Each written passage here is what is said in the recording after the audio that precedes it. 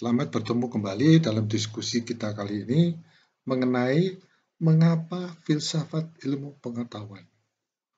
Why philosophy of science? Nah, itu apa sih tentang filosofi ilmu pengetahuan? Filsafat ilmu pengetahuan adalah subjek yang sulit untuk didefinisikan. Sebagian besar karena filsafat sulit untuk didefinisikan. Ini bingung juga ya dengan kata-kata ini, tetapi kenyataannya sulit sekali kita mendefinisikan ya.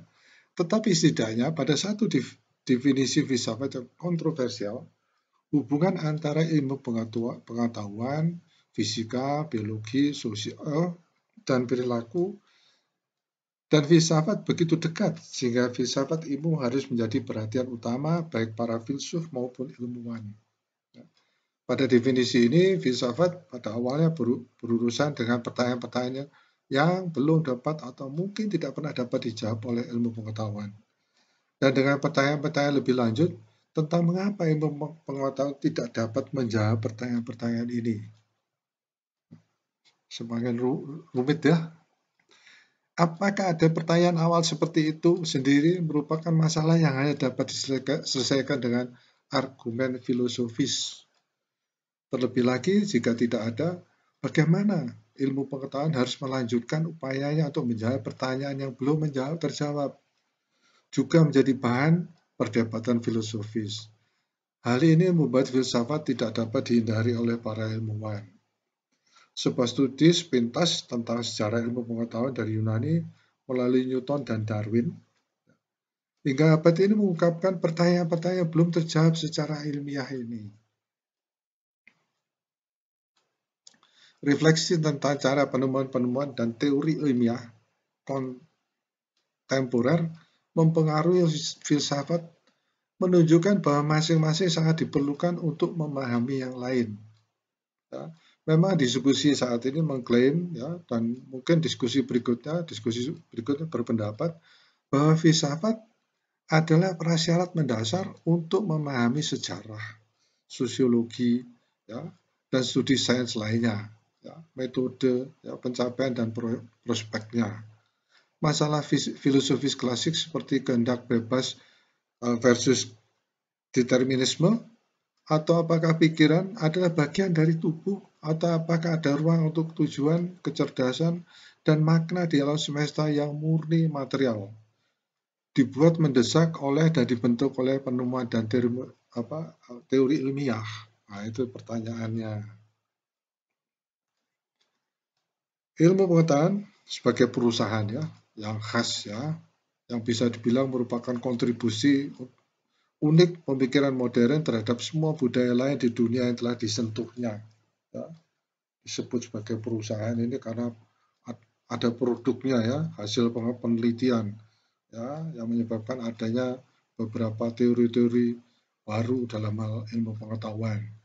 Dengan demikian, pemahaman ilmu pengetahuan sangat penting untuk pemahaman manusia tentang peradaban manusia secara keseluruhan. Hubungan antara ilmu pengetahuan dan filsafat. Ilmu pengetahuan seperti yang telah dikenal tampaknya telah dimulai oleh orang Yunani kuno. Sejarah ilmu pengetahuan dari Yunani kuno sampai sekarang adalah sejarah dari satu kompartemen filsafat demi satu melepaskan diri dari filsafat dan muncul sebagai disiplin yang terpisah. Ya. Jadi pada abad ketiga sebelum Masehi, karya Euclid ya yang telah kita diskusikan saat yang lalu telah menjadikan geometri sebagai ilmu ruang. Ya, mungkin sekarang kita orang-orang teknik itu jarang mendengar tentang stereo. Ya. Ya. Itu karena perkembangan. Ya, ada yang mengatakan jadi ilmu gaya, ya ada yang mengatakan dulu ada ilmu pesawat, kok sekarang nggak ada. Ya. Nah itu adalah sebenarnya perkembangan, salah satu perkembangan dari ilmu pengetahuan itu ya.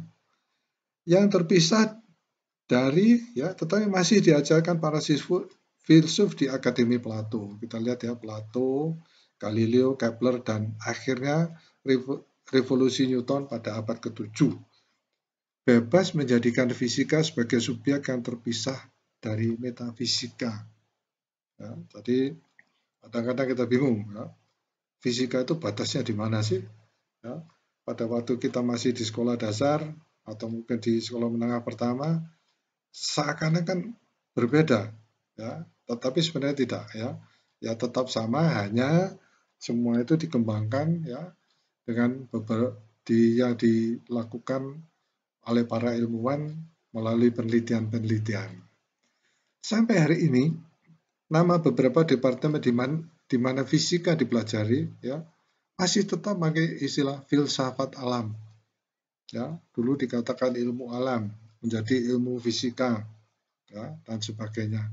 Pada tahun 1859, The Origin of Species memisahkan biologi dari filsafat dan teologi. Ya. Dan pada pergantian abad ke-20, psikologi melepaskan diri dari filsafat sebagai disiplin yang terpisah. Ya. Dalam 50 tahun terakhir, perhatian filsafat selama ribu tahun dan logika telah memunculkan ilmu komputer. Nah, ini ilmu apa lagi? Nah, inilah yang disebut dengan gejala ilmu pengetahuan. Ya. Mungkin kita hanya dengan apa logika kita mengatakan, oh ini adalah kemajuan teknologi. Ya.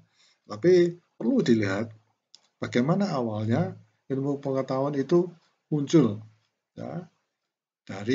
Ternyata adalah dari filsafat. Tetapi masing-masing disiplin ini yang telah memisahkan diri dari filsafat telah menyerahkan kepada filsafat serangkaian masalah yang berbeda. Ya, masalah yang tidak dapat mereka selesaikan, tetapi harus dibiarkan secara permanen atau setidaknya sementara untuk ditangani oleh filsafat. Ya, ini mungkin agak curang, ya.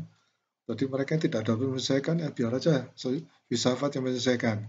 Ya. Misalnya, matematika berurusan dengan angka, tetapi tidak dapat menjawab pertanyaan, apa itu angka? Perhatikan bahwa ini bukan pertanyaan, apakah itu 2, atau B, atau D, ya, atau 2 ini Romawi, atau 10 yang berbasis 2. Ya. B mungkin berhubungan dengan biner, D mungkin dengan digital. Itu pun dalam ilmu komputer, kalau kita mendalami, sebenarnya komputer itu apa sih, biner atau digital? Ya, yang dua berpangkat itu apa dan sebagainya. Ya, saya tidak membahas itu, tapi hal-hal inilah yang nanti akan menjadi pertanyaan yang terkadang kelihatannya sama tapi berbeda. Ya. Masing-masing adalah angka, prasasti sedikit tulisan, dan semuanya menamai hal yang sama, angka 2. Ini 2, ini 2, B itu 2, dan sebagainya. Tapi 2 untuk apa? Ya. Nah, itu hanya untuk membandingkan aja, kadang-kadang kita tidak bisa menjawab. Ketika ada pertanyaan apa angka itu, pertanyaan bukan tentang simbol tertulis atau tulisan, tetapi ternyata tentang hal itu, ya, tentang suatu persoalan. Ya. Para filsuf telah menawarkan jawaban yang berbeda untuk pertanyaan ini. Setidaknya sejak Platon, ya, berpendapat bahwa angka adalah hal-hal, ya, meskipun hal-hal abstrak. Ya, sehingga kita kadang-kadang di dalam komputer menemui apa yang disebut dengan numerik, ya, atau kadang-kadang kita disebut dengan bukan numerik, tapi dianggap itu adalah suatu jadi bukan angka tetapi merupakan huruf, gitu ya, ya, dan sebagainya. Ya. Itu numerik atau string, ya. Berlawanan dengan Plato, filsuf lain berpendapat bahwa kebenaran matematik bukan tentang entitas abstrak dan hubungan di antara mereka, tetapi dibuat benar oleh fakta tentang hal-hal konkret di alam semesta dan mencerminkan kegunaan yang kita gunakan untuk ekspresi matematika. Tetapi sampai saat ini belum ada kesepakatan umum tentang jawaban yang benar atas pertanyaan tentang angka.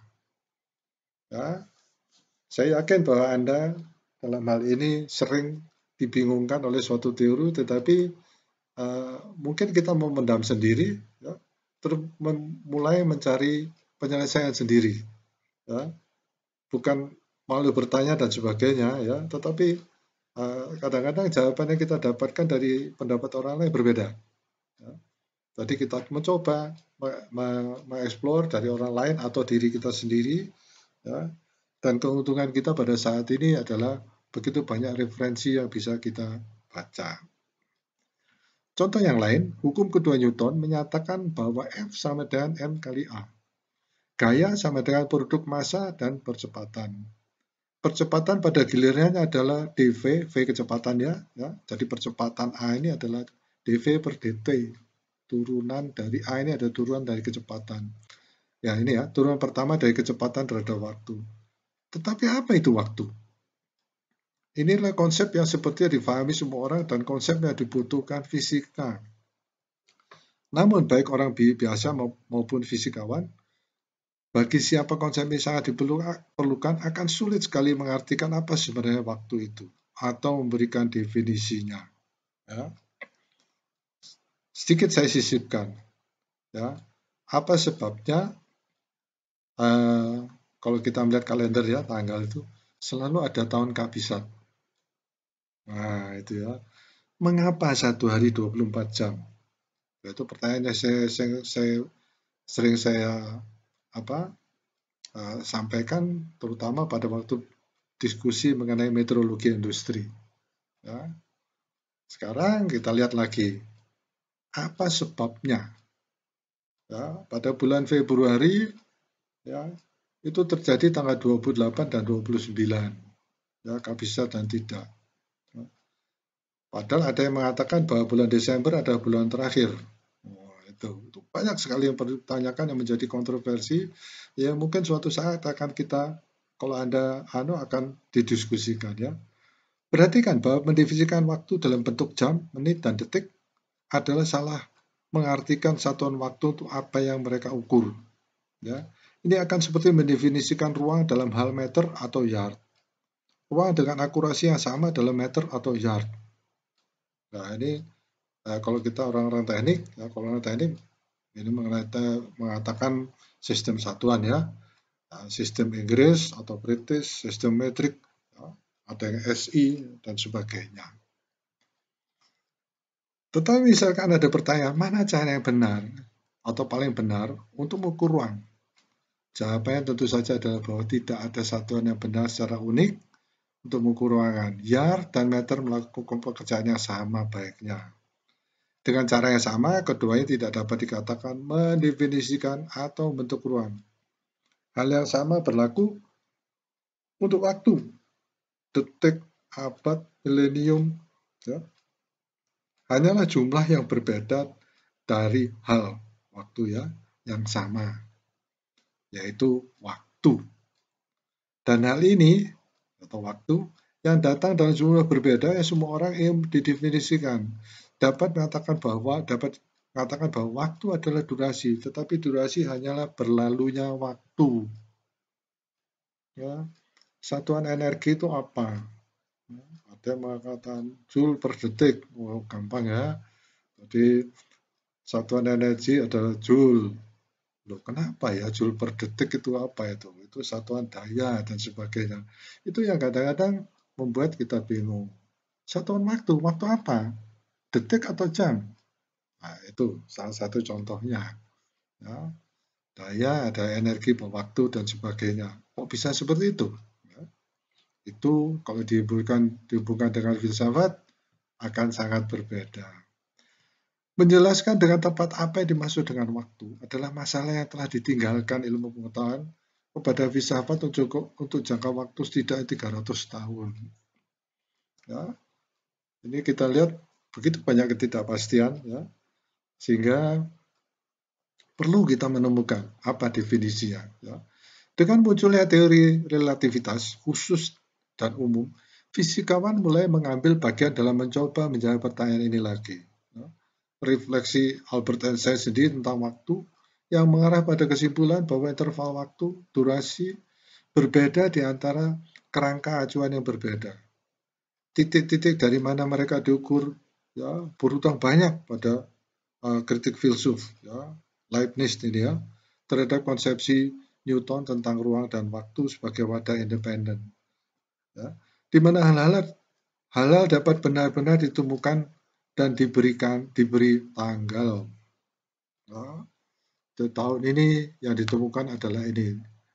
Ya, sehingga kadang-kadang kita bingung ya, ada satuan temperatur, ya, ada satuan temperatur Celcius, ya, Reaumur, ya, Fahrenheit, ya, Reaumur bisa juga Rankine, ya, yang absolut, juga bisa Kelvin. Duh, mana yang dipakai ini ya? Mengapa itu jadi dasar dan sebagainya. Nah, kita tidak berdebat atau